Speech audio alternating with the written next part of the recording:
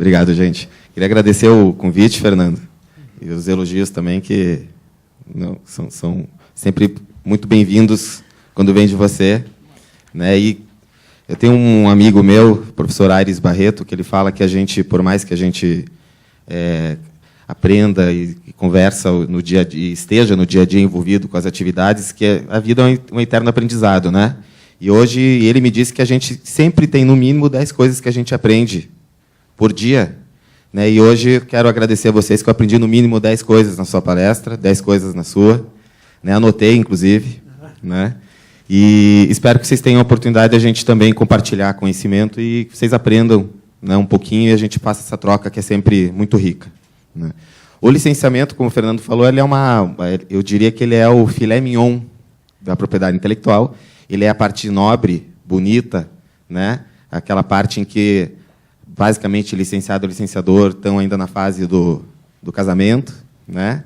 Das alianças, né? Em que existe uma sinergia de negócio. De um lado, aquele que investiu em desenvolvimento, tecnologia, né? Seja ele em uma marca, em um direito autoral, seja ele numa personalidade, como é o caso, o Fernando comentou, de uma Ivete Sangalo, de um Luciano Huck, uma Angélica, né? E a gente tem, do outro lado, aquela pessoa interessada em ter um negócio, aproveitar, né, daquele negócio que foi desenvolvido e aperfeiçoado pelo licenciador, né, e ambos, né, poderem explorar economicamente esse ativo, né, esse ativo decorrente da propriedade intelectual.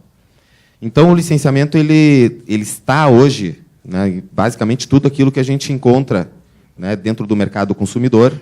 Se você olhar hoje, entrar num supermercado, numa loja, basicamente você tem um traço ou algum item de licenciamento. Basta nós que trabalhamos com franchising, você entra numa unidade franqueada em qualquer loja hoje de shopping, no varejo, né? Essas marcas basicamente são objetos de licenciamento, né? Esses lojistas detêm, através do contrato de franquia, né, o direito de poder fazer uso daquela marca que identifica aquele estabelecimento empresarial, né, e aquele conjunto, né, de conceitos, né, de design, padrão arquitetônico de uma unidade franqueada, né, o próprio know-how de operação, saber fazer da operação é objeto de licenciamento, né, uma patente ou um segredo industrial que faz parte, né, daquele negócio, né, que é o pulo do gato para aquele negócio, ele está dentro do compreendido no contrato de franquia, sob o regime de licenciamento. Né? Inclusive, grandes discussões no nosso setor, no setor de franchising, né, do modelo de licenciamento para o modelo de franchising. Né? Existem discussões tremendas de quais são as diferenças, o que difere um modelo de licenciamento do modelo de franchising. E aqui nós estamos falando de um licenciamento de forma genérica, né, para formatos de negócio. Né? Mas não necessariamente o licenciamento é para a formatação de negócio, ele também serve para você poder autorizar o uso de um determinado ativo, que eu vou um pouquinho dividir com vocês quais são esses ativos, e a gente pode, no decorrer aqui da apresentação, compreender um pouquinho esse cenário, que é um universo rico, extremamente cheio de detalhes, e eu costumo dizer lá no meu escritório que, basicamente, tudo, né, tudo é passível de licenciamento. Né? Se a gente for olhar isso de uma forma macro, é uma visão bem interessante. É mais ou menos a visão de um amigo meu, do Schweire, consumidor, que ele fala que todo consumidor é hipossuficiente. Né? E eu diria para vocês, fazendo um comparativo, as comparações que são, tudo que a gente vê aí é objeto de licenciamento. E o primeiro deles... Eu aponto para onde aqui? Já mudou. É a definição que eu estou comentando com vocês, e é uma definição não legal, é uma definição minha, né, pegando, obviamente, os diversos detalhes no ordenamento jurídico. E o licenciamento, no meu ponto de vista, ele é, na verdade, um acordo em que um proprietário de um direito intangível, já muito bem tratado aqui pelo Maurício e pelo Márcio, né, que são os bens de propriedade intelectual, esses bens intangíveis, né, que a gente não consegue tangibilizar, né? Ou seja, a gente, como uma marca, uma patente, uma invenção, né, nas suas diversas variações, né, ele concede esse ativo, seja qual for, a um terceiro, normalmente o licenciado, interessado ao direito de uso e exploração deste direito por um determinado período de tempo, mediante ou não remuneração, né? Tem muita gente que acha que todo licenciamento ele necessariamente tem que ser remunerado, né? E não, né? Não é condição obrigatória, né? E sem a efetiva transferência desse direito. Então, ou seja, nós estamos emprestando temporariamente, né, o direito de uso de um determinado ativo. E o grande universo do licenciamento, basicamente, eu diria para vocês, 70%, 80% do que é passível de licenciamento está dentro do direito autoral, no âmbito do direito autoral. O direito autoral ele é extremamente rico em variações de ativos que você pode ter como objeto de licenciamento, né? O direito autoral é definido pela própria lei, uma lei brasileira que trata de direito autoral, que é a Lei 9.610, de 98. É uma licença de direitos, ela pode ser definida como uma mesma coisa, uma concessão de direitos de licença para exploração temporária de direito protegido pela Lei de Direitos Autorais. O que são esses direitos autorais? Imagem é objeto de licenciamento, a imagem de uma pessoa, né? E aqui a gente verifica na nossa prática, no dia a dia, que muitas vezes vocês, empresários ou empresas, não detêm esse conhecimento da importância de você, numa veiculação publicitária, numa propaganda, você efetivamente tomar o cuidado de firmar o contrato de licenciamento de uso de imagem com aqueles artistas ou aquelas personalidades ou até mesmo as pessoas que participaram, estão emprestando a sua imagem para uma publicidade, uma propaganda, né? Os direitos de obras fotográficas, né? É objeto de licenciamento. Fotógrafo, você contratou um fotógrafo para tirar uma foto, as fotos que vão ser as peças de veiculação na mídia, né? Seja qual for o tipo de mídia, você precisa de ter o direito de uso, né, daquela obra fotográfica. Se não o direito de uso, pelo menos a cessão total desses direitos, para que passe a ser propriedade, né, da empresa que contratou, que é o que a gente normalmente recomenda, né? Mais um licenciamento, o licenciamento em si, para direito de uso de imagem, dificilmente você vê como objeto de cessão e transferência. Você ceder a tua propriedade de imagem, teu direito de imagem, a um terceiro. Tá? Você normalmente licencia. O que mais no direito autoral pode ser objeto de licenciamento, né? Obras literárias, por exemplo, um livro, uma apostila, as músicas, né? Então, o universo do direito autoral ele é realmente muito grande, né? E aqui a gente está falando de algo que virou nos últimos anos. Aqui no Brasil a gente ainda é bem adolescente nisso, mas nos Estados Unidos e na Europa isso já é muito bem explorado. Que são, por exemplo, dentro do direito autoral, os personagens, né? Os personagens, os filmes hoje.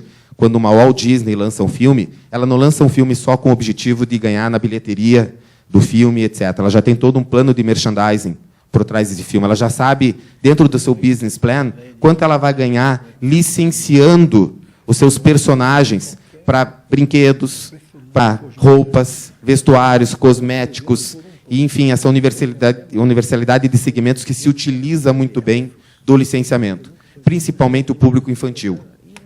Eu tenho 2 filhos pequenininhos e é impressionante a dimensão, como eles trocam de personagem de um dia para o outro. Basta assistir um filme, eles já querem o Beyblade da vida, o Ben 10, né? E todos os brinquedos que quem tem filho pequeno passa a conhecer, né? Se não de uma forma natural, de forma obrigatória, compulsória, né? Como eu disse para vocês, o direito autoral, quando não é licenciamento, você precisa tomar o cuidado para que haja a cessão desses direitos autorais de uma forma total ou parcial, né? Essa cessão ela pode ser feita pelo autor, né, aquele quem criou o direito autoral, né, ou seus sucessores, por meio de representantes com poderes especiais, né? E eu coloquei isso aqui porque eu achei importante, porque muitas vezes você vê em pessoas que se dizem representantes de determinados artistas ou determinados autores, né, determinadas obras, né, do âmbito do direito autoral, e vai lá, assina o contrato por você. E eu tenho no escritório alguns casos de discussões, né, de vício, né, em relação ao contrato, por não ser a pessoa necessariamente legitimada a assinar aquele contrato, ou seja, um contrato nulo, né?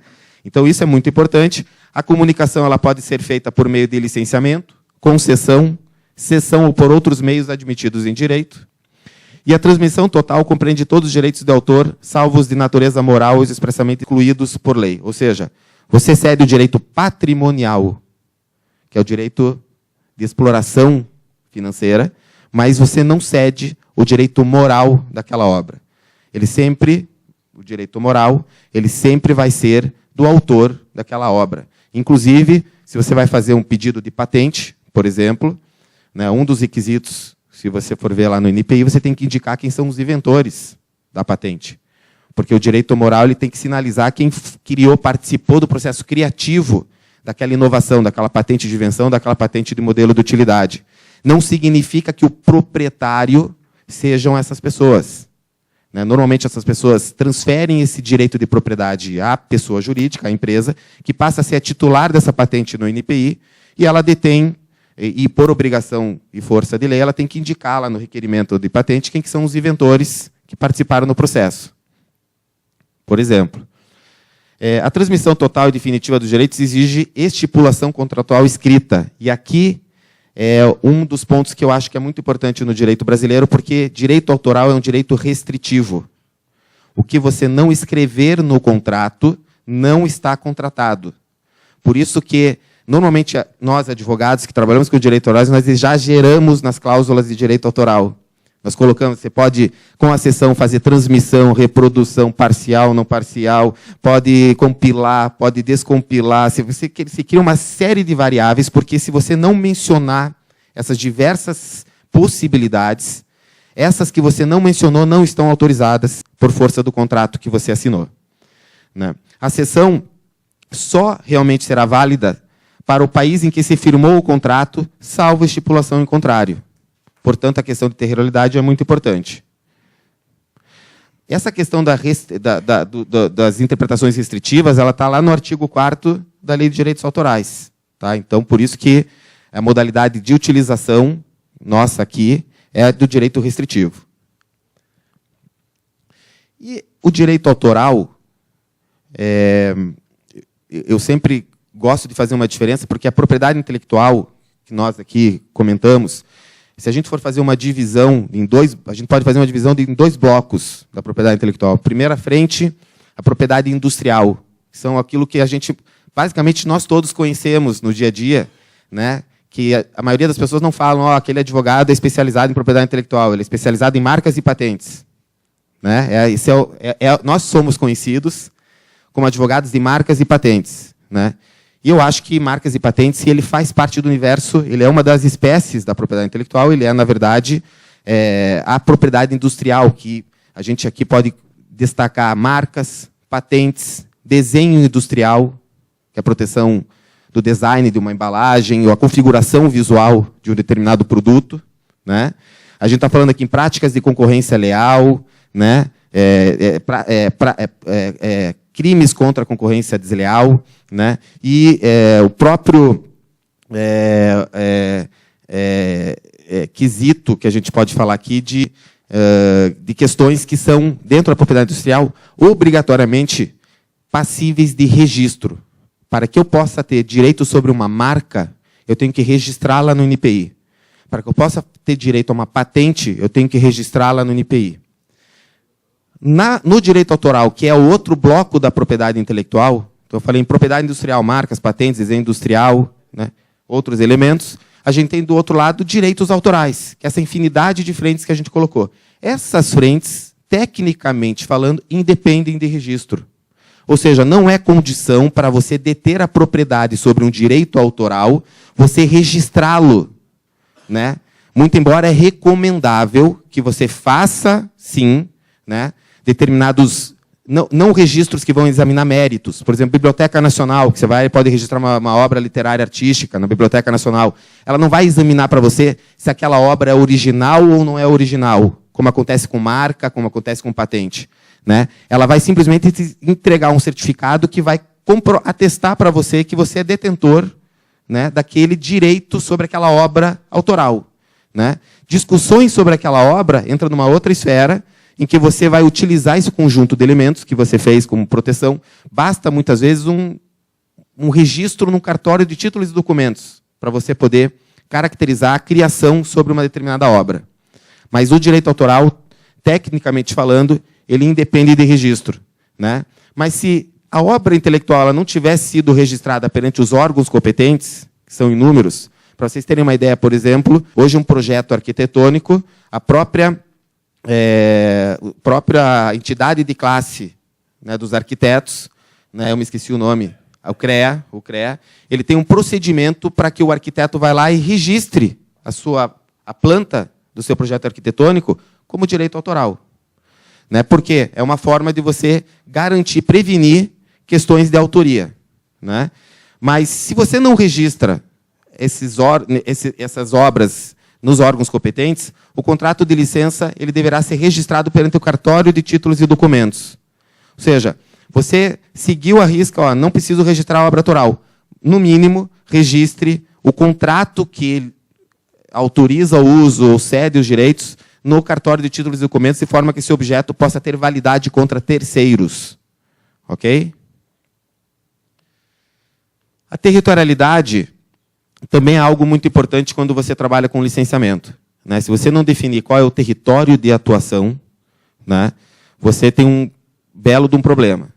Você tem que definir território. E as partes podem estipular a extensão do território pelo contrato de licença, e isso permite a comercialização e a divulgação, a parte de marketing, que é algo que anda junto com o licenciamento, dos produtos em um território específico, sem incorrer, em princípio, em violações contra a ordem econômica. Né? E o que a gente fala aqui de princípios da ordem econômica? Você tem como detentor, dono desse direito que você está licenciando, que garantir que os teus licenciados, assim como trazendo isso para os franqueados de uma determinada rede de franquia, eles concorram entre si de forma leal. Você não pode contribuir para que haja prática de concorrência desleal entre licenciados de uma determinada marca, de um direito autoral, de uma patente, né? Nem tampouco de unidades franqueadas, estabelecimentos comerciais, por exemplo, que estão sobre o regime aí do contrato de franquia. No Brasil, ainda existe uma questão que nós aqui, um pouco de juridiquês, que o Brasil adota a teoria da exaustão nacional dos direitos, ou seja, você colocou o produto no mercado,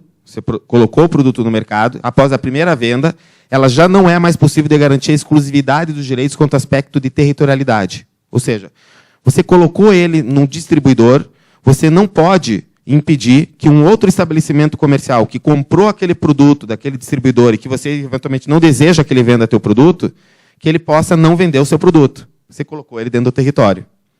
Né?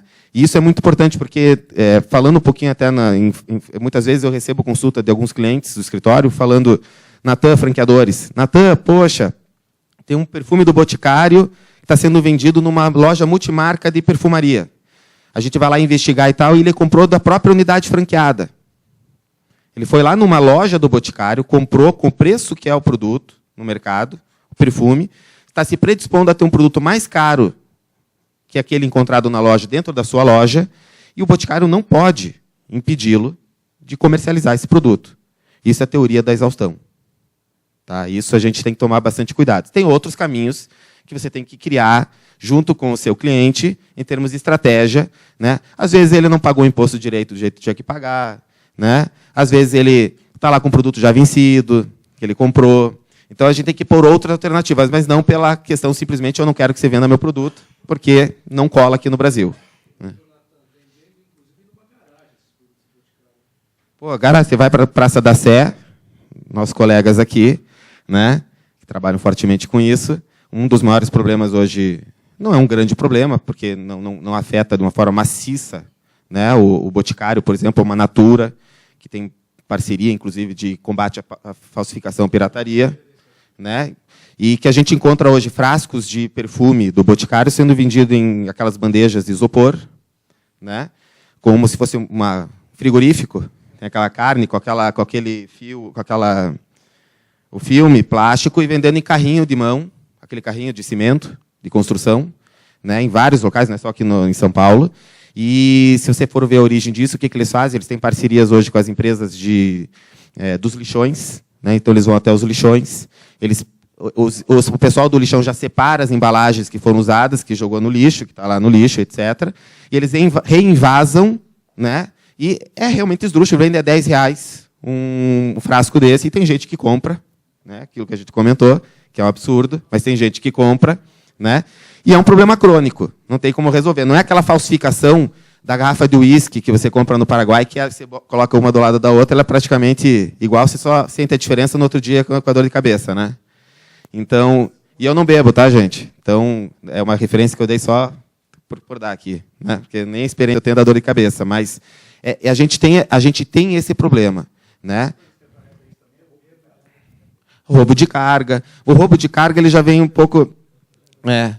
mas a gente tem essas variações e tem que tomar esse cuidado para que você saiba exatamente até onde vai o teu direito em relação ao produto que você comercializa, ou se você tem autorização para licenciar e usar no Brasil.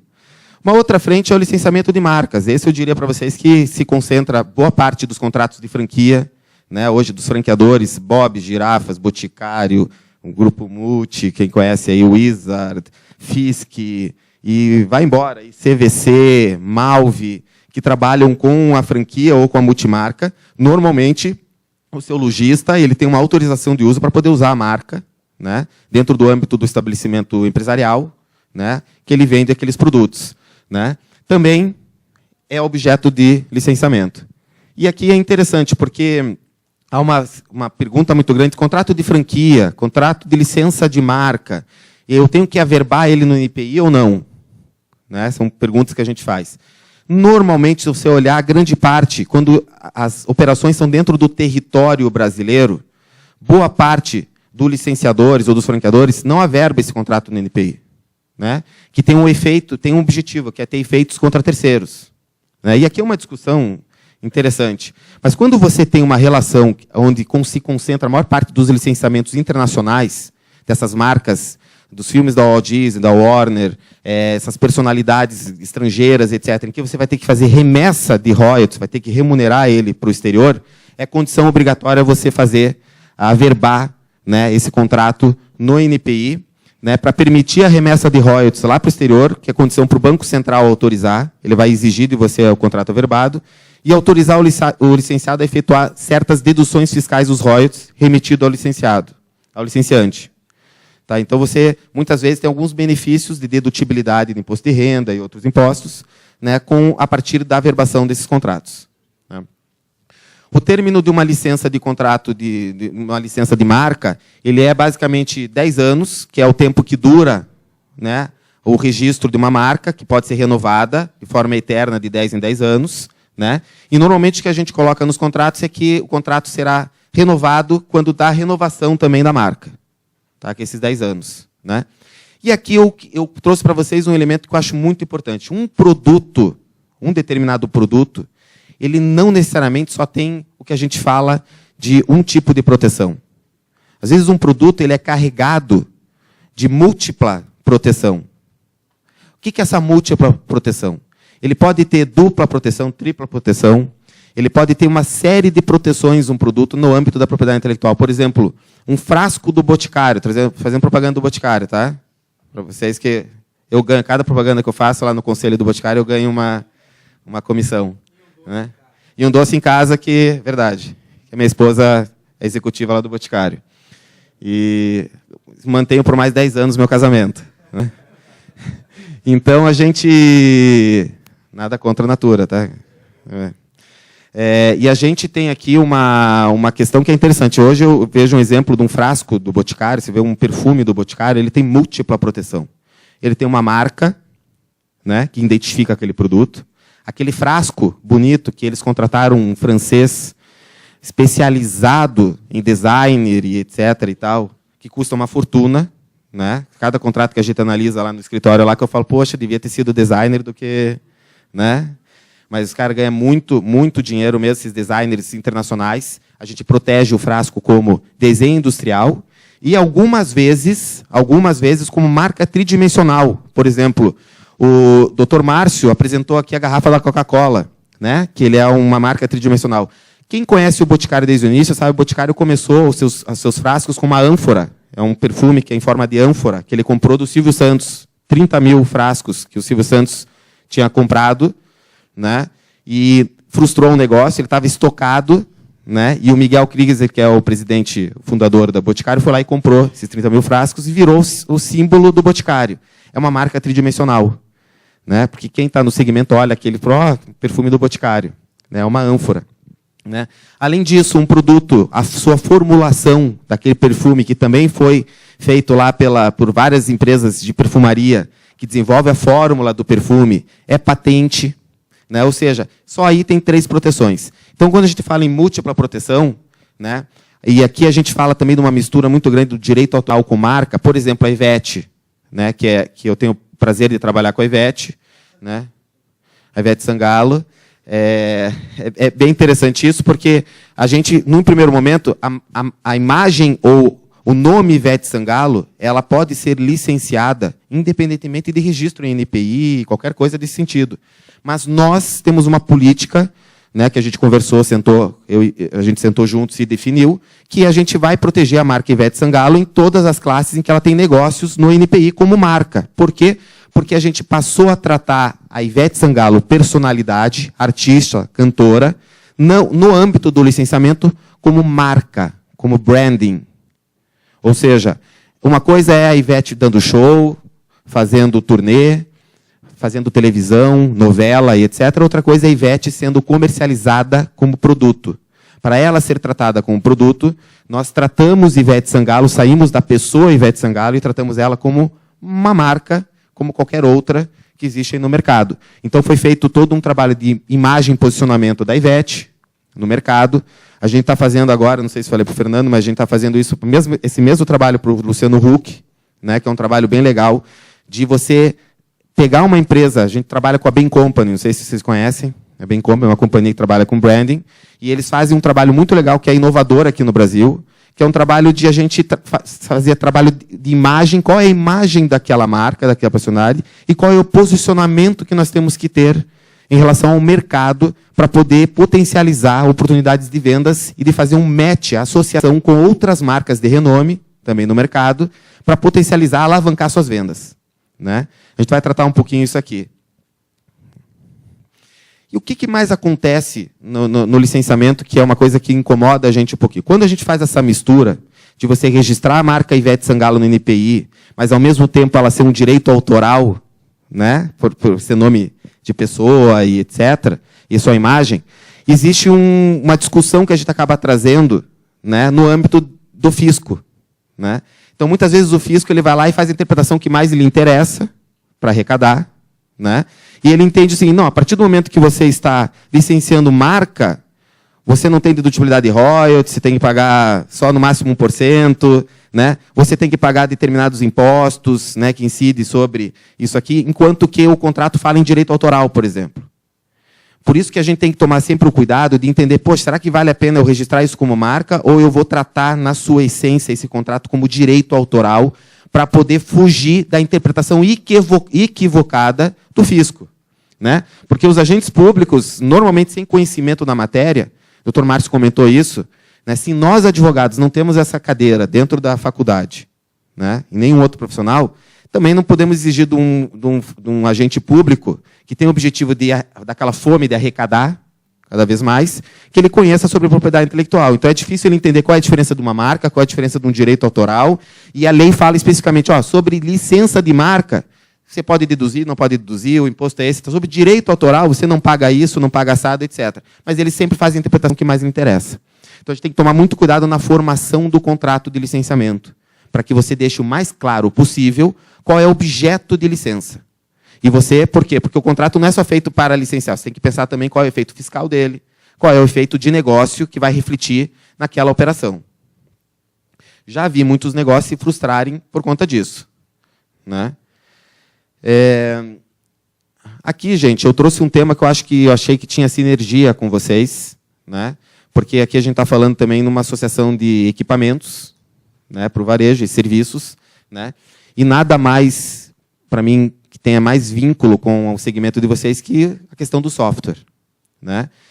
Justamente porque esse é um tema também muito interessante, porque uma boa parte dos equipamentos hoje de varejo, eles têm um software embarcado. Né? Ou se não um software embarcado, ele tem uma conectividade com algum tipo de software. Né? Então, eu trouxe um pouquinho a questão da licença para softwares, né? E que é algo muito difundido dentro do setor de softwares. Ou seja, hoje ninguém usa um software se não tiver um contrato de licenciamento, contrato de licença, né? Nas suas diversas variações. E o que é importante aqui? Muitas licenças em relação ao tempo são válidas por um período limitado, né? E isso protege o proprietário do software, né? Caso o valor da licença venha aumentar, por exemplo, por condições de mercado. E o território também é algo que precisa ser limitado, tá? Como eu disse para vocês anteriormente. O que eu quis trazer para vocês? O software ele tem dois nomes aqui que a gente usa muito tecnicamente, que é o logiciário ou o suporte lógico. Né? E ele é uma sequência de instruções, né, a serem seguidas, aqui é o termo técnico, né, ou executadas. Né? E o software também é o nome dado ao comportamento exibido por essa sequência quando executado em um computador ou máquina.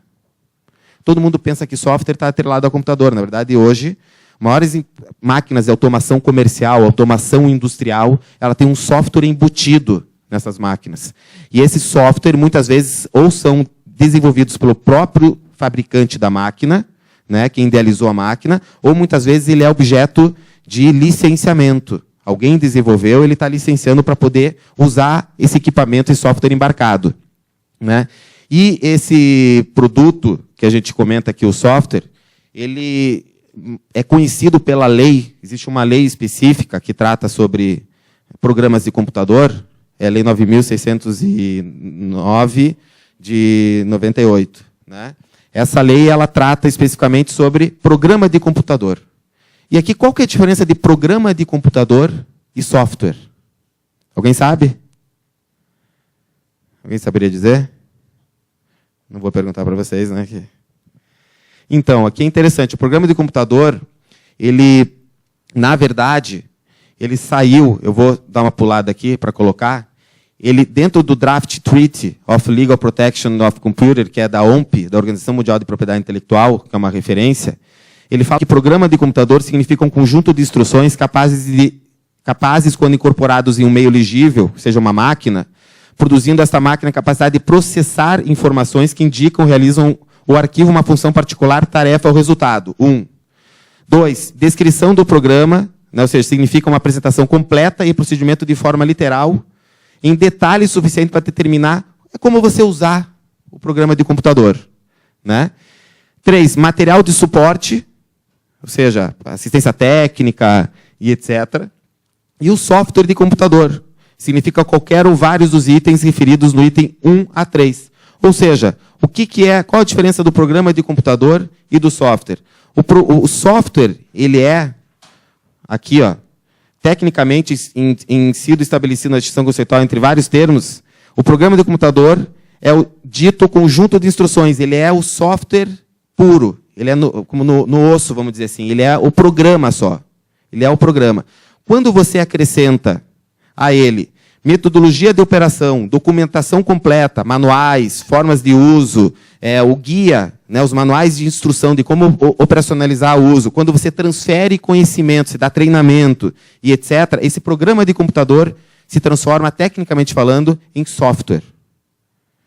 Tudo bem? Isso é importante, gente, porque o licenciador de software e programa de computador não sabe a distinção entre programa de computador e software. O programa de computador é aquilo que o teu técnico entregou para você. Quando você vai transformar ele em linguagem de marketing, você vai botar um manual, né? Você vai criar uma identidade visual para aquele software, a embalagem, etc. E isso passa a ser software. Entendido? O software foi criado lá em 1940 e é um trocadilho com o termo hardware. Vocês trabalham com máquina, né? Hardware em inglês significa ferramenta física, e o software teria sido o que o computador faz o computador funcionar executando-se a parte física dele. Então, trocadilho de hardware, né, virou software. Né? E já o programa de computador é algo muito mais antigo, no mínimo de 100 anos atrás. Ele foi criado, o trabalho publicado em 1843. Só depois de 100 anos é que o conceito de programa de computador virou software, que ele virou com essa linguagem de mercado, né? Você transformar um programa de computador numa cara passível de marketing, de entrar no mercado consumidor, né? Quais são os tipos de software, para a gente passar aqui rapidinho? Software de sistema, né, que a gente chama o firmware, para o BIOS, os computadores pessoais, os drivers, dispositivos, sistema operacional. O software aplicativo, que permite ao usuário fazer uma ou mais tarefas específicas, né? E esses aplicativos aí é o que a gente hoje está conhecendo, os iPhones, né, e etc. A gente pode baixar aplicativo hoje como nunca, né, de forma rápida, né? E ainda é possível usar a categoria software embutido, tá? Ou software embarcado. Né? São aqueles softwares indicando um software destinado a funcionar dentro de uma máquina que não é um computador. Tá? Eu vou dar um exemplo para vocês. Por exemplo, esses semáforos, essas câmeras que a gente é multado aí no trânsito, né? Que faz a leitura da velocidade, etc. e tal. Isso é uma máquina com software embarcado. Isso é patente. A gente tem um cliente no escritório que trabalha com isso, né? E basicamente todos os softwares que estão dentro se transformam em patentes. Quando a gente tem uma questão muito interessante disso. Quando você pega só o software, propriamente dito, eu posso patentear ou não o software? Tecnicamente não, porque software é direito autoral. Você não teria, a não ser que, o raciocínio meu, tá, gente? Que a gente consiga esse software justificar que ele está embarcado em um equipamento. Quando ele tem uma associação sinérgica entre software e equipamento, você pode começar a pensar em proteger ele como patente, esse conjunto dessa associação de software e máquina. Tá? São o que a gente chama aí dos softwares embarcados. Né? Ele saiu da questão do software de computador e foi para os equipamentos. Né? O software aplicativo, a gente tem N coisas com o software aplicativo que apresenta para a gente. Aplicações de controle, de informática para escritório, software educacional, software de negócio, banco de dados, videogames, por aí vai. Né? A gente tem um software de sistema, não vou entrar no detalhe com vocês, os softwares de programação, né? E alguns programas feitos para usos específicos, como, por exemplo, o software embarcado ou software embutido, ainda são feitos em linguagem de máquina. Isso é interessante. Eu quis colocar isso aqui porque, para mim, isso é uma coisa que eu converso muito com alguns clientes, que eu acho que quem descobrir o momento em que sair dessa linguagem de máquina, né, e trabalhar com linguagem de processador dentro da máquina, quando conseguir fazer isso, o cara vai revolucionar esse mundo dos softwares embarcados. Né, que a maior dificuldade hoje que existe é com relação à linguagem que se usa. Em todo caso, os processadores hoje estão aí, né, esses processadores de software, basta ver que os iPads, os minipads e etc., todos têm processadores para poder viabilizar a aplicação dos softwares que estão ali embarcados dentro desses computadores. Né? E aí é interessante, porque tem uma universalidade de licenças. Né? A gente tem o General Public License, que é a designação de licença do software livre, né? Aquele que todo mundo pode usar independentemente de licenciamento. Ele está aí, ele é domínio público, né? Ele está para o público. Né? Quem inovou muito isso é o GNU Linux. Né? Então você vê muito pessoal de TI no escritório, não, vamos usar o Linux como plataforma e tal, porque você não paga, que é um software livre. Né?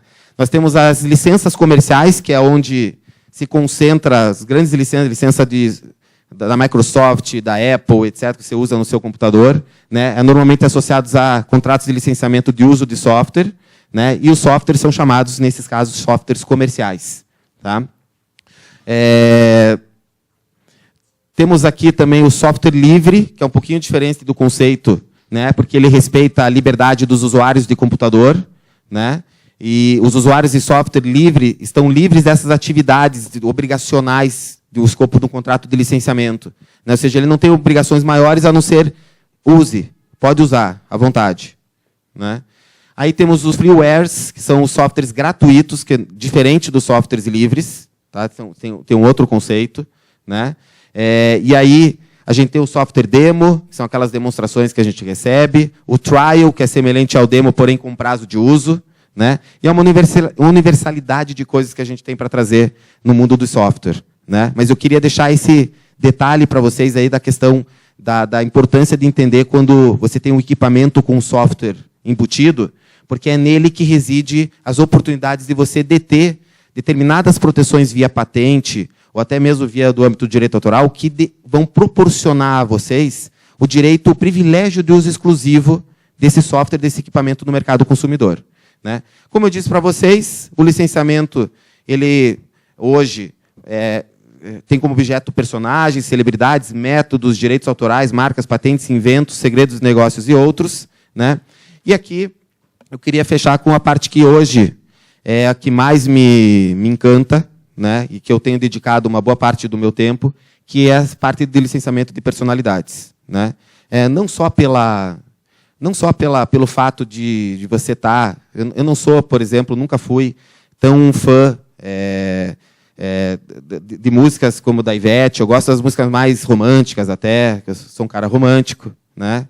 Minha esposa não tem me dito isso ultimamente, né? Mas eu gosto mais até dessas músicas, mas eu gosto do desafio. Eu acho que o desafio de você conseguir tangibilizar para um artista, né? Você sair do mundo deles, né? Que é basicamente publicidade, show, né? Essas personalidades, e você conseguir trazer uma visão comercial, empresarial, né? Para aquilo que ele conquistou, para o prestígio que ele conquistou, é uma coisa fantástica, né? Para você ter uma ideia, na questão Brasil hoje, a gente, nos últimos 2 anos, a gente saiu do número de licenças disponíveis, saiu de 450 licenças que existiam no mercado brasileiro para 550. Cerca de 80 agências hoje concentram a oferta de licenças no país. Os números praticamente dobraram nos últimos 10 anos, mas o Brasil, como eu disse para vocês, ainda é um adolescente nesse mercado, né? Só para vocês terem uma ideia, nos Estados Unidos, o faturamento em 2010, que é a última informação que nós temos, foi de mais de 100 bilhões. Tá? Isso é uma informação da ABRAL, que é a Associação Brasileira de Licenciadores, né? E cerca de 900 empresas hoje possuem algum tipo de contrato de licenciamento aqui no Brasil. 900 empresas. Você veja como tem ainda a oportunidade. 900 empresas não é nem 1% das empresas brasileiras, né? Só 900 exploram hoje o licenciamento, né? E o licenciamento é realmente hoje uma ferramenta que pode ajudar a alavancagem de vendas, né? Desde o produto, claro, tem a qualidade, o fabricante seja sério e atenda às exigências, né? E hoje os segmentos que mais recorrem a esse tipo de associação, aqui em ordem realmente de volume mesmo, são as de confecção, papelaria e brinquedos, e na sequência vem calçados, higiene e beleza e o de alimentação. São realmente os segmentos hoje que mais exploram o mercado de licenciamento, né? Se valer da imagem de histórias, por exemplo, de heróis e desenhos conhecidos, é realmente uma estratégia entre empresas com foco no público infantil e costuma ser um bom negócio para quem está entrando no mercado, né? Para vocês terem uma ideia, eu vou abrir um negócio para vocês. Quem se lembra daquela boneca da Estrela? Alguém se lembra o nome? Não, Suzy. Isso. Então, a Suzy... Pois é. Então, a gente está conversando com a Estrela agora, via Ivete, para a gente poder fazer uma alavancagem de venda da boneca Suzy, fazendo um match com a Ivete, né? Então, olha que interessante isso. A gente passa por uma agência de publicidade, a agência de publicidade já teve uma ideia de fazer um match para quê? Para, de novo, reativar um produto que foi apagado nos anos 80 pela Barbie, né? Que, inclusive, a Estrela era a licenciada da Barbie no Brasil, né? Até a década de 80, né?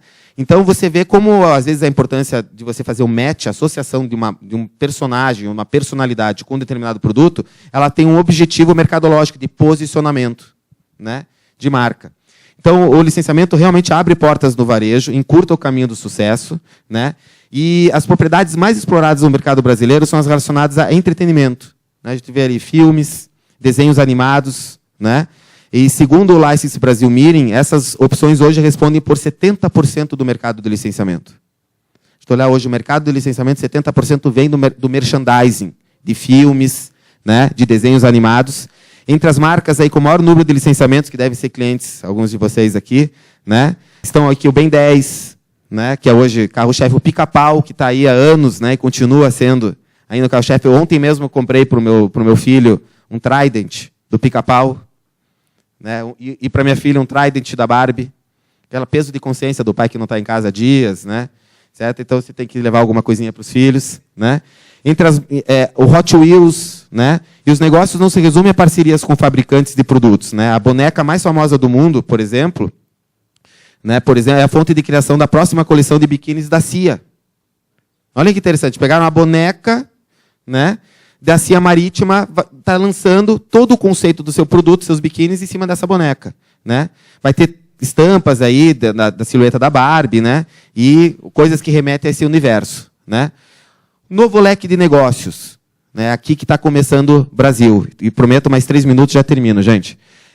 Esse novo leque é o que está todo mundo aí começando, é a bola da vez no licenciamento. E eu tenho a impressão que essa porcentagem dos 70% que a gente tem aqui para filmes e desenhos animados, nos próximos anos vai se equilibrar, vai reduzir por conta desse novo leque, que é o leque do uso de marca ou imagem de astros de TV, artistas plásticos, cantores, né? Você vê o Portinari, o filho do Portinari, né? Ele licencia hoje, você vê um perfume do Boticário chamado Portinari, ele tem na Portobello cerâmicas Portinari, né? Então você vê que isso começou a virar, você vê os artistas plásticos renomados aqui licenciando suas estampas, né? Para você botar num azulejo, para botar no teu banheiro, né? Isso tudo está virando licenciamento, é um novo leque, os times de futebol, os esportistas, né? O Neymar, por exemplo, um próprio Ronaldo, que foi quem, no Brasil, trabalhou muito bem isso, né? Escolas de samba, grandes corporações que prestam seus nomes e seu prestígio, né? Aquele prestígio que ele adquiriu, para a difusão de novos produtos, né? Agora, quem que está forte nisso são as crianças, né? Então, você vê aqui uma universalidade de brinquedos aqui, que é onde pega o público infantil, né? Que é o público que realmente busca isso. Eu trouxe aqui um número aqui do UFC, que é a nova onda mundial de licenciamento. Basta, se vocês terem uma ideia, o UFC está com um projeto de lançar franquia no Brasil, ter lojas UFC. Né? Tamanha é a notoriedade que eles criaram. E tem um case muito legal, que é de um cliente nosso, que é o Internacional, que é meu segundo time de coração, meu primeiro é o Curitiba, né? Sofredor. Mas o Internacional, a gente criou um projeto de royalties, de licenciamento. Uma das receitas hoje que o Internacional está trabalhando muito fortemente é a receita de royalties. Para você ter uma ideia, em 2012, ano passado, a receita foi de 4,6 milhões, que representa 2% do faturamento do Internacional. Para 2003, esse ano, 6 milhões. Para vocês terem uma ideia, eu tive uma reunião com ele, já chegou nos 6 milhões esse ano. Né? Isso aqui era uma estimativa que nós tínhamos. E o objetivo bem planejado é chegar a 20 milhões em 2019, com o licenciamento. Né? A linha de produtos com a marca do clube, ela conta com mais de 3 mil itens. Para você ter ideia, até a camisinha do Inter a gente montou. Né? Você vê tamanha é a loucura do torcedor e etc. Né? Queijo ralado, biscoito recheado, celular, artigos esportivos, vinho, né? Com a marca Inter. Interessante, né? E está funcionando muito bem. E aqui, né, as marcas cool e celebridades, que eu também coloquei. Uma Coca-Cola, né, você está vendo hoje, ela lançou agora uma parceria com aquela empresa Container, né, que faz lojas em forma de container. Ela criou a loja exclusiva Coca-Cola. Criou itens de vestuário, acessórios. A Ferrari está fazendo a mesma coisa, a Harley Davidson está no mesmo caminho. Né? Eles usam produtos totalmente diferentes daqueles fabricados por eles, que fizeram eles terem esse prestígio, o renome que eles têm hoje, né? E estão aí trazendo esse produto para o varejo através de outros produtos, né? Para potencializar o posicionamento de marca. Né?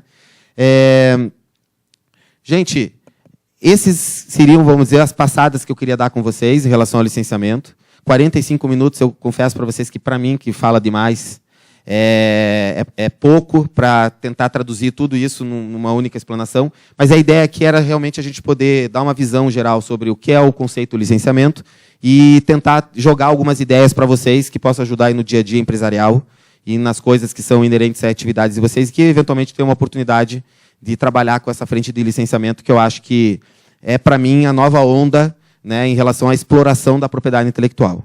Tá? Obrigado.